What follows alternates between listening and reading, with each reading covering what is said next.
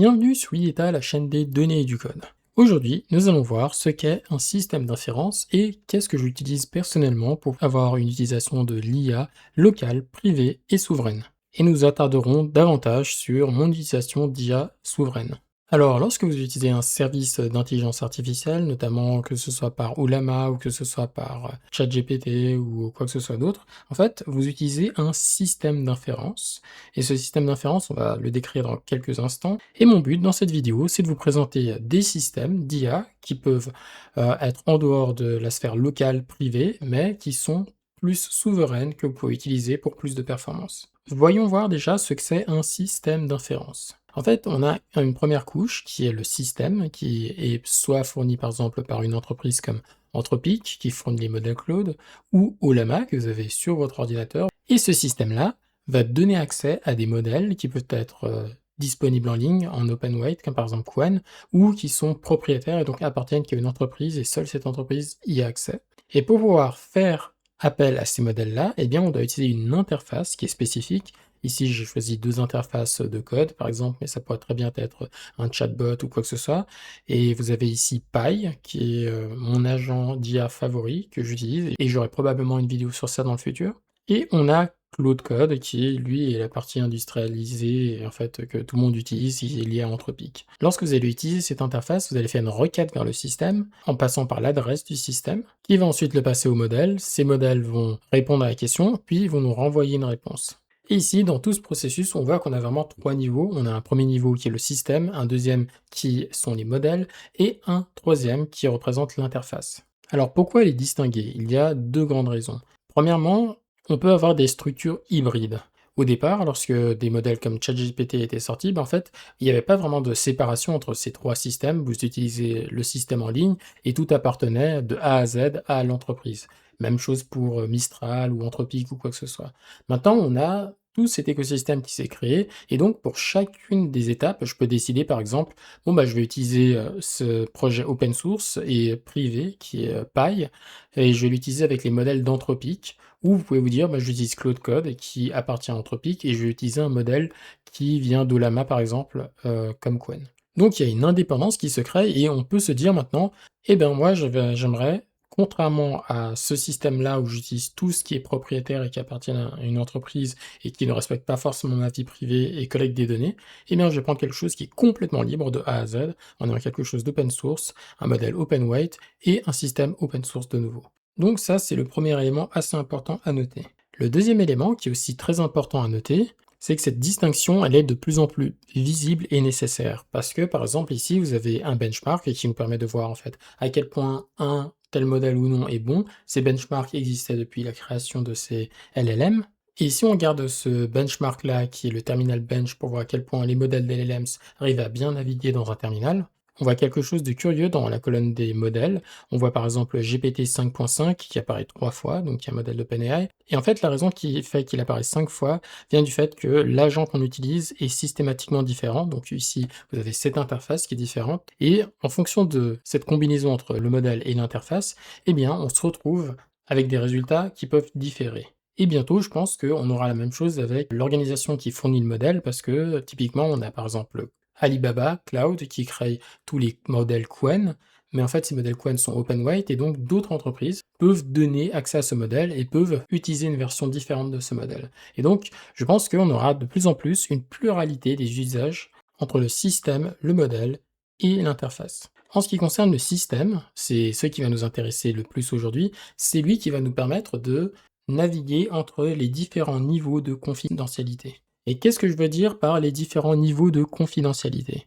Vous voyez ce cercle, il y en a trois. Donc on a un premier niveau qui est local, donc ce sont des modèles qui sont accessibles sur mon ordinateur privé et donc qui sont sécurisés. Donc le seul moyen d'avoir accès aux conversations et à ces modèles-là, c'est d'avoir mon ordinateur. Donc c'est très sécurisé. Donc on a différents systèmes d'inférence, dont LM Studio, Ollama, LLM, Llama CPP, donc on a des vidéos pour les deux premiers.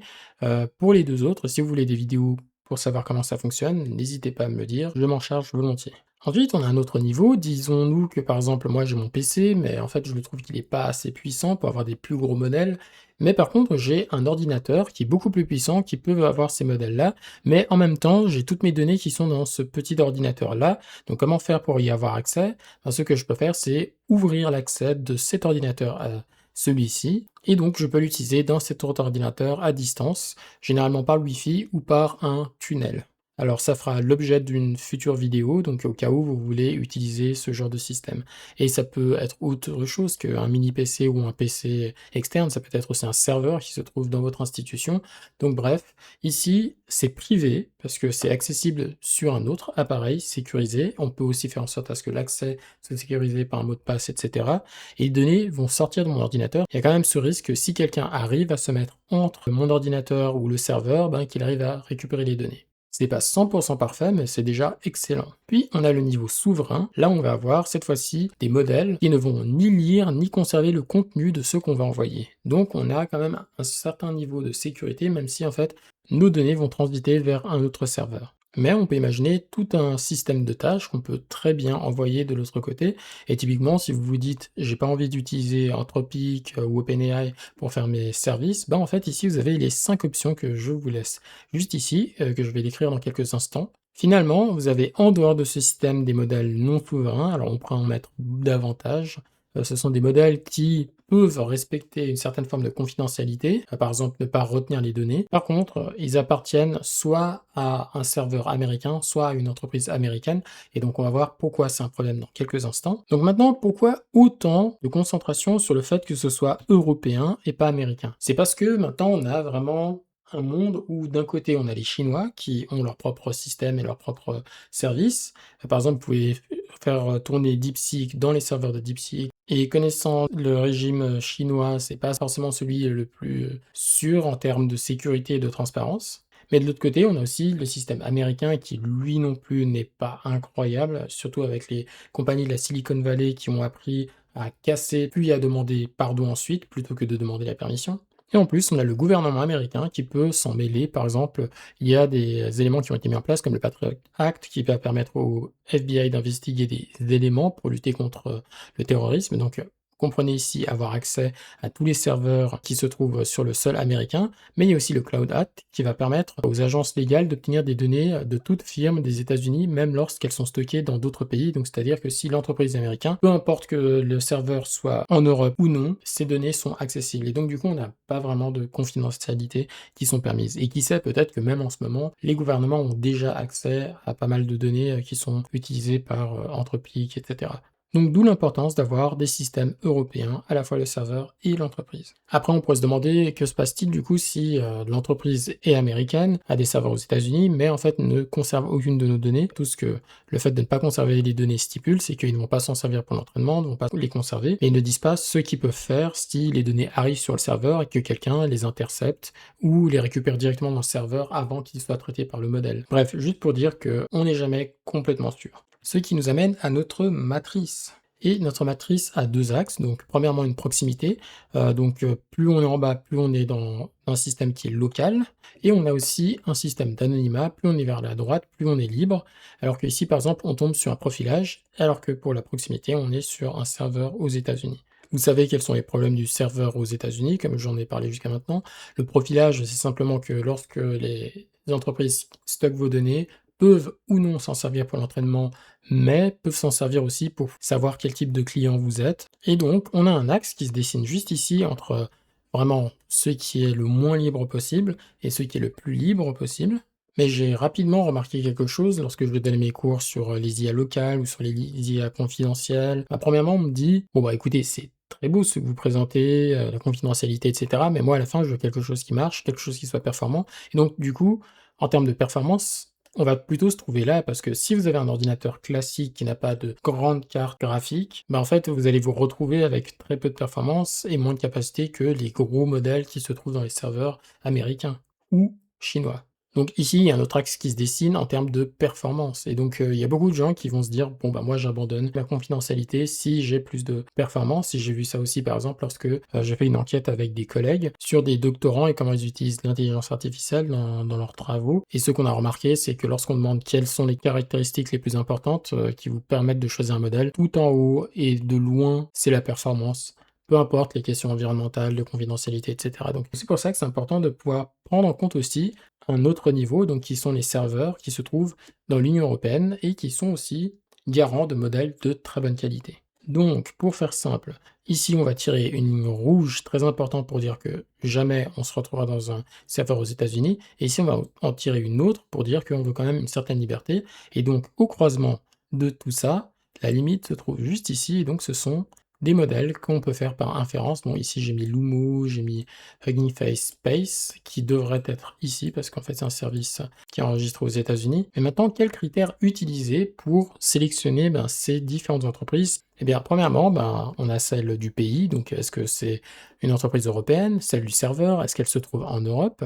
Et ensuite, la gestion des données, est-ce qu'on a un zéro data retention, donc c'est-à-dire est-ce qu'on ne conserve aucune donnée pour l'entraînement, pour la lecture ou quoi que ce soit d'autre? Donc il n'y a que vous qui avez accès au contenu de vos prompts et de vos réponses. Et est-ce qu'on a une diversité de modèles puissants, ergonomiques ou de tout type? On pourrait se demander pourquoi on n'ajoute pas le prix comme critère.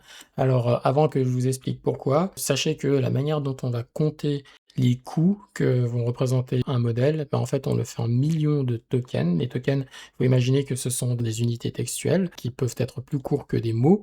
Et on va faire le prix en millions de tokens. Et donc 1 million de tokens, c'est environ 750 000 mots, et donc un livre. Et nous, pour nous représenter environ combien ça coûte et faire des comparaisons, on va se dire que si vous prenez un livre et que vous l'envoyez dans un modèle d'IA et vous lui demandez lis l'entièreté de ce livre, et dans un deuxième temps, réécrit ce livre en entier, donc c'est-à-dire il y a un livre qui rentre, un livre qui ressort, ça vous fera 2 millions de tokens. Ça nous permettra d'avoir le prix en entrée et en sortie. Donc, pourquoi on ne parle pas du prix? C'est parce que, en fait, lorsqu'on va comparer, les modèles qui sont utilisés par ces entreprises sont des modèles open weight, et ils sont généralement souvent moins puissants, mais maintenant on a des modèles de plus en plus puissants par rapport aux modèles qui sont donnés par exemple par OpenAI ou Anthropic, mais ils sont surtout moins chers. Et là, je vais vous faire une démonstration. Donc, par exemple, là, on a Claude Fable et Mythos, qui sont censés être les modèles les plus puissants que possède Anthropic, tellement puissants qu'ils ont été interdits ou quoi que ce soit. Mais bref, imaginons qu'on fasse rentrer un livre dans Claude Fable et qu'on lui dise de le recracher tel quel. Donc le coût en entrée, c'est 10 $ pour l'entrée du livre et c'est 10 $ pour la sortie du livre. Et donc du coup, on se retrouve avec 60 $ pour avoir fait passer le livre d'une passe à un autre. Même chose pour Mythos. Si on fait ça avec Opus, c'est 5 $ en entrée, 25 en sortie, donc 30 $. Même chose pour le reste. Ici, on a la même chose avec Claude Opus 4, sauf que lui, c'est 15 en entrée, 75 en sortie, donc 90. Et plus bas, on a des modèles beaucoup plus petits, mais qui sont beaucoup moins puissants, et donc vous voyez qu'on a quand même des prix qui vont de 60 à 6. Et ici, on a vraiment un modèle pas très performant. Pourtant, on a des modèles qui sont plus performants que le Claude Haiku 4.5, mais qui coûtent aussi moins cher. Alors, je vous montre ça tout de suite.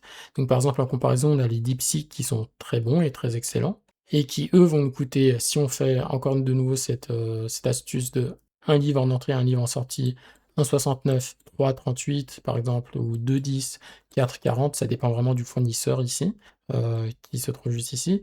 Et bien là, on va se retrouver avec 5 $, 6 $, 5 $ quelque chose. Même chose ici, si on prend un autre modèle très puissant pour le code, par exemple, on va se retrouver avec 4,95, 5,70, 4,25, donc des modèles qui sont très puissants, voire aussi puissants que les plus gros de Anthropic ou de OpenAI, mais qui coûtent 4, 5 à 10 fois moins cher. Même chose aussi ici, lorsqu'on va considérer le GLM 5.2, qui est en ce moment le modèle open source de code le plus puissant, qui rivalise vraiment avec Claude Opus 4.8, vous voyez qu'il se trouve à 5,80. Alors que si on utilise des modèles d'Anthropic, comme par exemple Claude Opus 4.8, qui est aussi puissant que le GM 5.2, mais lui il est plus cher, il va nous coûter 30 $ si vous vous en souvenez, donc 5 à 6 fois plus cher que ça. Donc c'est pour ça que le prix n'est pas une limite. Donc, regardons maintenant ces modèles. Donc, on a notre premier élément qui est Infomaniac, qui est une compagnie suisse avec des serveurs en Suisse qui, comme tout le reste, a une politique de zéro data retention et qui a quand même 15 modèles différents, donc une sacrée diversité de modèles, qui n'est pas la meilleure. Donc ça, c'est le site d'Infomaniac qui est cette entreprise suisse et qui ont ce AI Service. Donc c'est une IA souveraine à la demande, accéder aux meilleurs modèles d'IA open source via des API compatibles OpenAI, tout en gardant vos données sensibles en Europe. Aucune requête n'est stockée et l'énergie qui alimente nos infrastructures IA est 100% renouvelable et revalorisée en chauffage. Donc ils font vraiment de la souveraineté, leur force. Et donc du coup, ici vous pouvez lire la page. Donc toutes les pages seront en description. Ce qui nous intéressait maintenant, c'est voir les modèles à disposition. Donc, on a plusieurs types de modèles. Donc, on a les LLM qui nous permettent d'avoir des conversations. On a les re-ranking qui vont nous permettre, lorsqu'on fait de la recherche RAG, c'est-à-dire utiliser une IA pour faire de l'indexation de documents et ensuite faire de la recherche de ces documents, le re-ranking va remettre de la priorité dans certaines requêtes. On a les embeddings qui vont nous servir par exemple dans le RAG à pouvoir indexer les documents en regardant en fait sémantiquement quels sont les documents et les morceaux les plus proches. On a des modèles de reconnaissance vocale comme par exemple Whisper et on a des modèles de génération d'images ou d'édition d'images, donc qui sont assez pratiques. Et on peut regarder les tarifs. Alors ici, les tarifs sont en francs suisses. Si vous voulez transformer ça en dollars, il faut multiplier par 1,20. Mais voilà, vous avez par exemple Mistral qui franchement se compte en centimes. Vous avez Apertus, le modèle open source et pas open weight vis.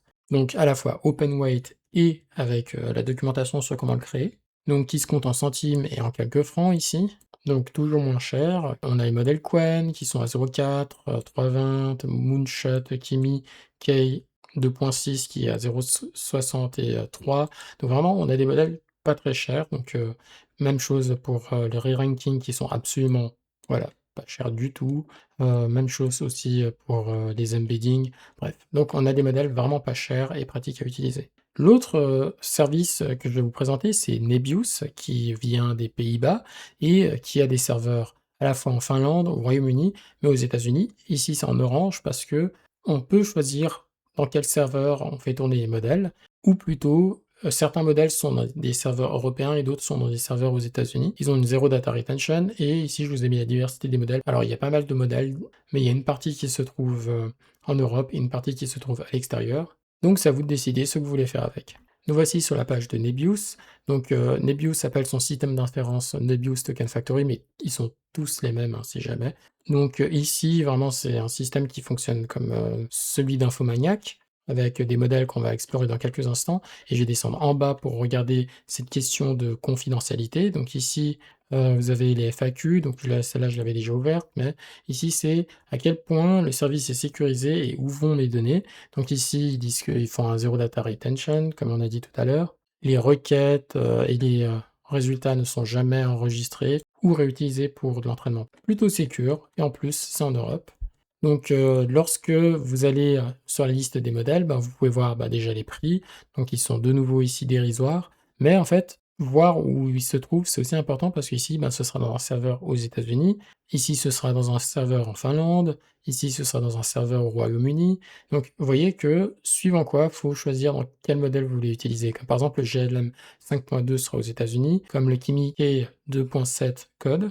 Par contre, le DeepSeek va se trouver au Royaume-Uni, on va retrouver le GLM 5 points qui va se retrouver en Finlande. Bref, vous pouvez regarder tous les modèles qui vous intéressent et vous voyez que les prix sont vraiment dérisoires. Et en tout, on en a 25, donc je fais rapidement un tour, mais il risque de changer dans le futur, donc si jamais. Et vous pouvez faire aussi des demandes de modèles, si jamais, ce qui est plutôt pratique. C'est aussi un détail que j'aimerais ajouter, c'est que tous ces fournisseurs ne font pas que de l'inférence d'IA, ils donnent aussi des services cloud. Là, on peut utiliser leur GPU et certains d'entre eux permettent de pouvoir hoster nos propres LLM dans leurs services, ce qui est assez pratique. Le système d'inférence qui sort un peu du lot, parce qu'il déroge à plein de règles, c'est celui du Hugging Face Inference Provider, parce que c'est une entreprise basée aux États-Unis, qui a des serveurs aux États-Unis, et en fonction du fournisseur qu'on va utiliser, et vous verrez pourquoi en fait on parle de fournisseur, en fait le serveur peut se trouver ailleurs, mais ça doit de toute façon passer par un serveur aux États-Unis. Vous avez un système de Zero Data Retention pour le serveur aux États-Unis, mais pour les serveurs qui se trouvent chez le fournisseur, en fait c'est une grande question, ça dépend du fournisseur. En termes de diversité des modèles, il y en a tout plein, dont la majorité en fait viennent de services qui eux ne respectent pas forcément ces questions de souveraineté et de confidentialité. Mais la raison pour laquelle je l'utilise, c'est parce que c'est un routeur. Alors qu'est-ce que c'est un routeur? Donc ici on est dans Hugging Face Inference Provider. Donc un routeur, c'est un système qui, lorsque vous allez lui envoyer des inférences, bah, va l'envoyer vers le bon modèle ou la bonne entreprise. On se dirait pourquoi en fait je me casserais les pieds à envoyer chez eux puis chez une autre personne, parce qu'en fait ça fait juste des étapes en trop. En fait, c'est si vous voulez utiliser tous ces services sans devoir créer un compte supplémentaire à chaque fois. J'ai pas besoin d'en créer un pour Cohere, pour Together AI, pour Grok, etc. J'en fais juste un pour Hugging Face et je peux utiliser les autres modèles des autres services, ce qui est assez pratique. Et c'est vraiment cette raison que je mets en avant, parce que je l'utilise uniquement pour faire des tests, lorsque je dois tester des modèles, etc., et que je ne cherche pas forcément de la confidentialité, mais au moins je peux les benchmarker contre des modèles confidentiels que j'ai choisis. Et lorsqu'on parle de sécurité, on va cliquer juste ici. Donc ici, en termes de sécurité, Hugging Face ne retient aucune donnée et ne s'en sert pas pour les entraînements, que ce soit le corps de la requête ou la réponse, donc il n'a accès vraiment à rien du tout. Par contre, comme je l'ai dit, ça va dépendre aussi du fournisseur, parce que si vous avez quelque chose comme Together ou Firework, bah en fait, ils sont basés aux États-Unis, ils ne font pas forcément du Zero Data Retention. Mais par contre, si vous avez d'autres systèmes comme OVH Cloud, et il y avait aussi Nscale, il me semble, voilà, et Scaleway qu'on va présenter tout de suite après, bah eux, ils ont ce système de Zero Data Retention et ils sont aussi souverains, donc se trouvent en Europe. Mais le fait qu'on doit passer quand même par un serveur qui se trouve aux États-Unis, par une entreprise qui est basée aux États-Unis, bah en fait, ça gâche un peu tout. Et donc ici, ce sont des systèmes que j'ai utilisés jusqu'à maintenant entre Infomaniac, Nebius et Hugging Face. Les suivants ici, en fait, je les ai pas encore testés, enfin testés directement, parce que je les ai testés au travers de Hugging Face, mais je n'ai pas encore fait de compte. Donc on a Scaleway, qui est français, qui a des serveurs en France, qui fait du Zero Data Retention et qui a une diversité de modèles comme Infomaniac, c'est super. C'est ce qu'on fait de mieux et c'est ce qu'on veut. On a ce service d'IA, donc Generative API Serverless. Servez les modèles d'IA les plus récents avec une API et payez aux millions de tokens. Ah oui, il y a aussi cet élément API compatible avec OpenAI. Ils sont tous compatibles avec OpenAI, c'est-à-dire que vous pouvez les intégrer très facilement dans beaucoup d'outils. Donc pour une IA souveraine, où vos données restent à vous et uniquement en Europe. Et donc ici, on a sécurité, confidentialité de vos données et applications. Nous ne collectons pas, ne lisons pas, ne réutilisons pas les contenus de vos requêtes, prompt ou output générés par les API. Donc là, vous pouvez être sûr que vous avez quelque chose d'excellent en termes de confidentialité. Ensuite, ici, vous avez les modèles. Bon, ici, ils sont en euros. Pour l'instant, il y a comme région Paris, mais il y en aura bientôt d'autres. Mais donc, c'est pour vous montrer que tout se trouve dans un réseau européen. Donc, vous avez le modèle low-code le plus puissant jusqu'à maintenant, GLM 5.2. Donc ici, il est un peu plus cher que dans d'autres endroits qu'on a pu tester. Mais ici, on a aussi d'autres modèles, comme par exemple Qwen 3.6, 35B, A3B, etc. Donc, on a aussi une grande variété de modèles, pas très cher, avec aussi des transcriptions, des visions, des chats, des embeddings, etc.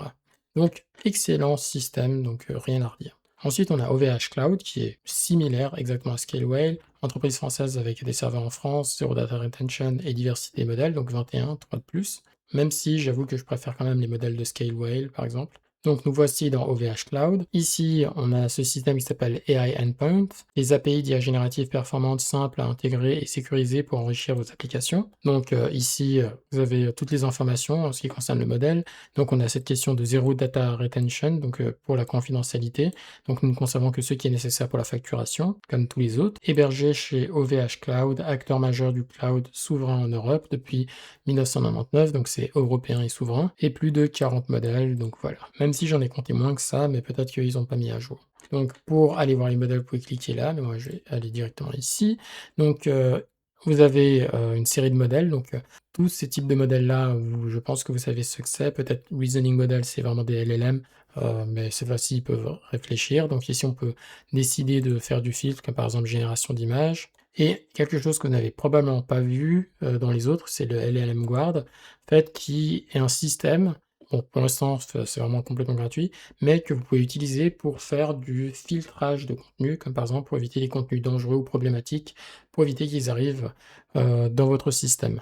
Donc pas mal pour le filtrage. Donc vous voyez qu'on a des modèles comme par exemple Qwen 3.6 27B, Qwen 3.5 397B à 17. Donc vous voyez que les prix sont quand même assez similaires, malgré le fait que lui soit beaucoup plus petit, c'est un 27B contre un 397B.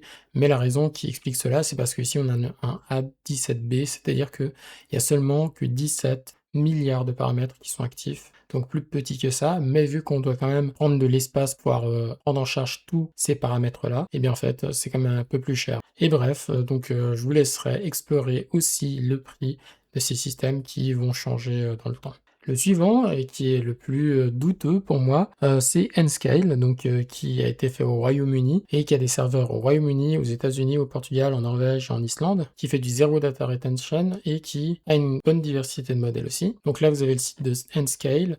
Comme je vous le disais, on a ces histoires de data centers qui sont en Norvège, au Royaume-Uni, aux États-Unis, au Portugal, en Islande, bref, dans plein d'endroits dans le monde. Donc ce qui me fait penser déjà, bon, parce qu'on a des serveurs aux États-Unis, c'est déjà un certain problème. Mais si c'est comme Nebius et qu'on peut choisir où on va les mettre, ça marche très bien. Si on veut voir les modèles, en fait ils sont là, il n'y en a pas énormément non plus. Ils vont nous dire de qui ça a été fait et le nom du modèle. Mais si on veut voir plus d'informations sur le modèle, combien ça coûte, etc., faut try the model. Et donc ici il va nous demander de nous connecter. C'est pas super transparent, ce que j'apprécie pas forcément. Ensuite, j'ai essayé de retrouver dans leur documentation, dans leur FAQ, dans leur codebook, dans la référence API, deux informations. Donc premièrement, comme tout à l'heure, s'ils font du Zero Data Retention, en fait, c'était écrit nulle part. C'était juste écrit ici dans les changelogs et j'ai dû demander à leur propre IA qui répond à des questions de me retrouver cette information. Et en fait, changelog, c'est lorsque dans un outil informatique, en fait, on a une nouvelle version qui arrive, en fait, on fait des changelogs pour dire qu'est-ce qui a changé. Et donc, c'est vraiment un truc que personne va lire. J'ai trouvé ça bizarre qu'ils mettaient pas ça en avant. Bon, la partie la plus importante ici, c'est We never log or train on user prompt or output. Comme les autres, mais le fait qu'ils ne mettent pas ça en avant, ça rend bizarre. C'est-à-dire que c'est clairement pas leur priorité. Et j'ai essayé de chercher de nouveau ces informations sur où sont les serveurs, comment on peut décider quel serveur utiliser lorsqu'on utilise un modèle, rien trouvé, et même en demandant à leur IA, en fait, j'ai pas eu d'informations, donc je leur ai écrit un petit mail. Et pour l'instant, ça fait un petit moment que j'attends leur réponse, je sais vraiment pas où me mettre avec ce système. Mais bon, pour pouvoir avoir accès à la liste de modèles, vous devez vous connecter. Moi, je me suis fait un compte. Voilà, pour avoir accès à ce dashboard. Ensuite, vous pouvez aller dans Modèles. Et ici, vous allez avoir accès à la liste des modèles. On a des modèles assez importants, Kimikai 2.5, on a le GPTOS 120B, Qwen 3, etc. Donc, ils les mettent pas forcément énormément à jour, à ce que je vois, parce qu'on a encore des vieux modèles ici, sans vraiment de tout nouveau. Par exemple, DeepSeek, R1, Distill. Ils donnent pas forcément très envie, ils ont le Fluchnel, bref. Pour être franc, c'est vraiment la compagnie qui me donne le moins envie, Mais voilà, on a fait le tour de toutes ces compagnies, si je devais vous recommander des compagnies 100% sûres pour la confidentialité, là où vous devez pas vous prendre la tête, etc., Infomaniac, Scaleway, OVH Cloud. Si vous voulez quand même vous prendre un peu la tête, il y a Nebius, là où en fait il faut que vous regardiez quand même où se trouve le modèle que vous utilisez. Sinon, si vous voulez juste tester des modèles, je vous recommanderais Hugging Face et peut-être Nscale, parce que Nscale n'est pas assez transparent sur la manière dont ils fonctionnent, et Hugging Face, ils sont transparents. En tout cas, on peut trouver les informations, mais ce n'est pas sécurisé comme les autres. Mais c'est compensé par le fait qu'on a accès à énormément de modèles. Et si je reviens à la première image que on a décrite ici, et pour les services que j'utilise, j'ai mis un petit cœur pour montrer ce que je privilégie comme service. Donc premièrement, j'utilise mes modèles locaux, notamment j'utilise tous les modèles que j'avais présentés dans ma tier list tout à l'autre jour sur les modèles 3B, mais par exemple, vu que mon ordinateur portable est quand même un ordinateur avec une bonne carte graphique, donc il est un peu plus lourd, mais il est quand même bien pour ça, j'utilise aussi des modèles 14B et dernièrement, j'ai utilisé le modèle Hornet qui est vraiment pas mal, qui est un 9B, sympa pour l'utilisation agentique, mais je l'ai pas encore poussé jusqu'à ses limites. Et ensuite, quand je suis à la maison, parce que c'est là où j'utilise le plus ce modèle-là, je reste quand même sur cet ordinateur, mais ce que je fais, c'est que je donne accès à des modèles un peu plus gros, dont notamment ici le Qwen 3.6, qui est dans la catégorie des 30B environ, que j'utilise très volontiers. Mais j'utilise aussi d'autres modèles, comme par exemple le Gemma 4, 31B, etc. Il y a plein de modèles de niveau 30B que j'utilise volontiers avec ça. Ensuite, en termes d'utilisation, Infomaniac, c'est mon principal, je m'en sers beaucoup, surtout avec le Gemma 31B, si je n'ai pas accès à mon mini PC, et le Kimikai 2.6 ainsi que le Qwen 3.5. Il y a aussi Nebius que j'utilise pas mal, surtout pour le modèle DeepSeek V4 Pro. Et bien sûr, Hugging Face que j'essaye pour tester des nouveaux modèles, typiquement le GLM 5.2, à moindre coût pour faire un benchmark avec ceux que j'utilise principalement. Et donc, vous voyez que ça me permet d'avoir accès avec des prix très limités à des modèles très performants. Bon, je ne vais pas m'éterniser davantage. Merci d'avoir suivi cette vidéo. Si vous avez suivi jusqu'à maintenant, c'est que ça vous intéresse. Donc, n'hésitez pas à mettre un pouce bleu. N'hésitez pas à mettre en commentaire vos questions, vos remarques. Je vous rappelle que je vais continuer mes séries de vidéos sur Ollama, mais je vais faire aussi une vidéo sur comment servir des IA en disant un home server. Je vais faire aussi une série de vidéos sur comment utiliser la plupart de ces services dans différents outils, dont notamment Pi, qui sera l'une des futures vidéos. Donc, en attendant de se revoir dans de prochaines vidéos, portez-vous bien et à bientôt.